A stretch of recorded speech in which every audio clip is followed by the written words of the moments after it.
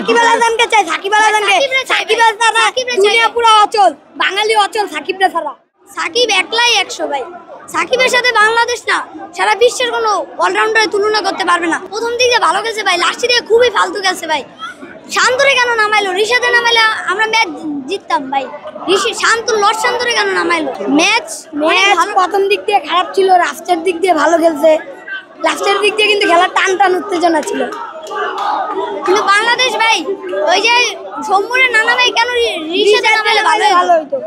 সৌম্য লাগে ওপেনিং ব্যাটসম্যানে কিভাবে রিশাদ আজকে বাংলাদেশের সব থেকে বেশি স্ট্রাইক রেটে ব্যাটিং করছে রিশাদ, তো সেই তুলনায় রিশাদে নামানো উচিত ছিল ভাই। আমরা হারছি, আমরা বাংলাদেশ ক্রিকেটকে সাপোর্ট করি।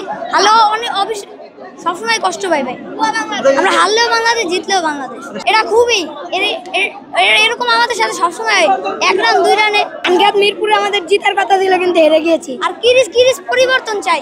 এরকম কি যে খেললে যে কোনো ব্যাটসম্যানের খেলা নষ্ট হয়ে যায়। লর্ড জায়গায় সাব্বির রহমানকে দিতে চাই ফিনিশার হিসেবে।